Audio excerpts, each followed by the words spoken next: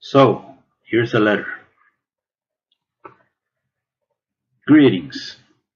Thank you for taking the time to read my letter. I really appreciate it.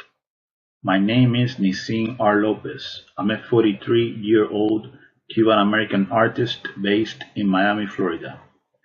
I am contacting you in order to denounce a hideous crime that is being perpetrated against me here in the United States of America.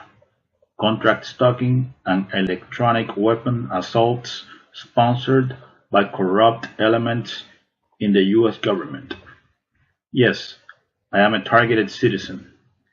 I've been experiencing organized harassment sponsored by the authorities since January of 2011.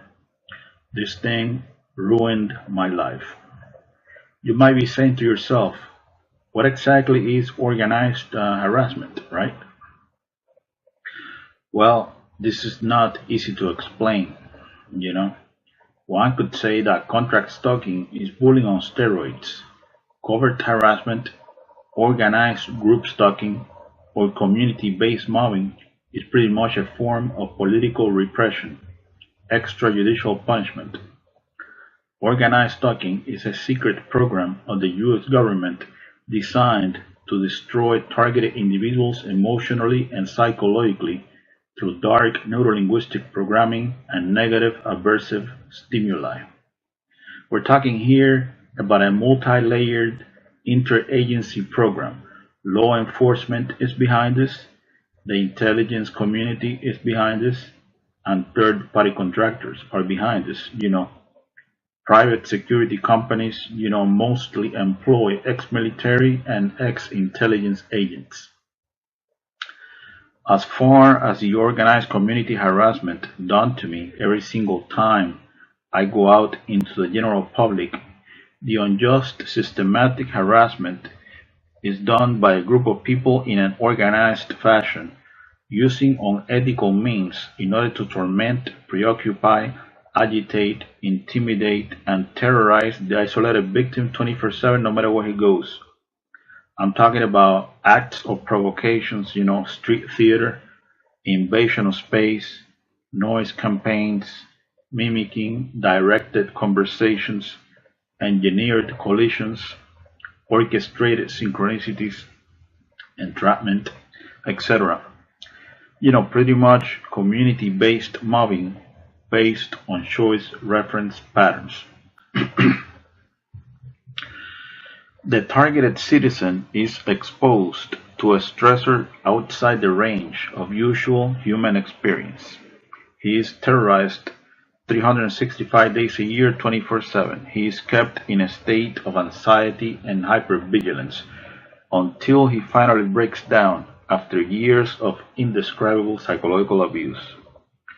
Most victims of this program end up homeless, in jail, or in psychiatric institutions, isolated with no support system, broken in spirit. So now, who are the agent provocateurs recruited by the authorities that constantly harass the targeted individual in an organized fashion?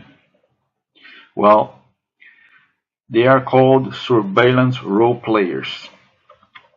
They believe they are patriots and heroes, serving a noble cause. They come from all types of social backgrounds. These mindless automatons are brainwashed into believing that the target is a really bad person, a terrorist, a murderer, or a sex offender, like a rapist or a child molester. We're talking here about a professional character assassination campaign, a clandestine civil military operation. The command station for organized stalking is the fusion centers. We're talking here about Threat Intelligence Consortium. Overall, contract stalking is a secret, illegal, long-term, unconstitutional surveillance program designed to neutralize outspoken, politically incorrect freethinkers that are designated as enemies of the state, even if they are just innocent, harmless, law-abiding citizens that pose no real threat to anyone. Keep in mind that the targeted individual is also subjected to directed energy weapons and other forms of psychological torture.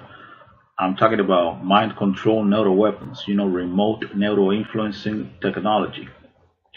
The human test subject is implanted with highly advanced nanotechnology that enables brain-to-computer interface. This secret technology of DARPA flavor enables the handlers to link the target's unique brain signature to their supercomputer. These are some of the things they can do with this technology. This technology enables the handlers to read the target's thoughts verbatim in real time. They can tap into the optical nerve and into the auditory system. They can see what you see and they can hear what you hear. This technology allows the handlers to map out all the target's emotional states, especially negative emotions like sadness, anxiety, fear, anger, etc. They can beam these emotions back into the target anytime. They can even Google your memories. This technology can be used to implant words, phrases, images, and motion pictures into the target's psyche or natural stuff. The idea behind this is to make the target believe that those are his real thoughts when they are not, synthetic telepathy. This technology can be used to control dream cycles and sleep patterns. They can deprive the target of sleep. This technology can be used to control the muscle movement of the target, causing spasms. They can also inflict pain in any part of the body. This technology can be used to sexually manipulate the target. It can make the target feel sexual arousal, or it can sort of turn off the target's sexuality altogether. It can also be used to manipulate the hormones of the target, thus lowering and raising estrogen and testosterone levels in women and men respectively. This technology can also be used to eliminate the target with an artificial heart attack that generates no forensic evidence. Pretty amazing stuff, right? All the experiences of the human test subject are stored in a supercomputer that predicts behavior based on past choices. I think the ultimate end of this program is to create a digital clone of the target's brain. They basically got control over your thoughts, feelings, emotions, sensations, etc. Full spectrum dominance.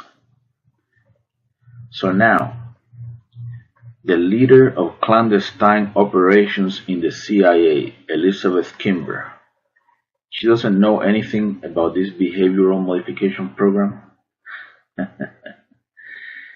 The Principal Deputy Director of National Intelligence, Susan M. Gordon, she doesn't know this kind of thing is taking place. The Director of the Defense Intelligence Agency, Robert P. Ashley, he doesn't know this is going on. The Assistant Attorney General of the National Security Division, John Charles Demers, of the Department of Justice, he doesn't know this is going on. The Director of the FBI's Terrorist Screening Center, Charles H. Cable, he doesn't know this is going on. The Undersecretary of Homeland Security for Intelligence and Analysis, David J. Glove, he doesn't know this is going on. Of course they all know this is going on. The puppet masters behind this personality disintegration program, they will do anything in order to justify a multi-billion-dollar national security, counterterrorism, corporate military intelligence police state complex, multi-billion or multi-trillion, who knows, Think, for example, about how much money has been invested in projects like the brain research through advancing innovative neurotechnologies. This transhumanism agenda is big business. So, let's go ahead and put this into perspective. Conclusion. On one hand, we got heavy, overwhelming, multi-layered, organized community harassment designed to drive a person crazy. Then, they got a military technology based on DNA resonance that can be used to push a person over the edge. A perfected breakdown tactic on the human will. You know, this is a humanity 2.0 experiment, no question about it.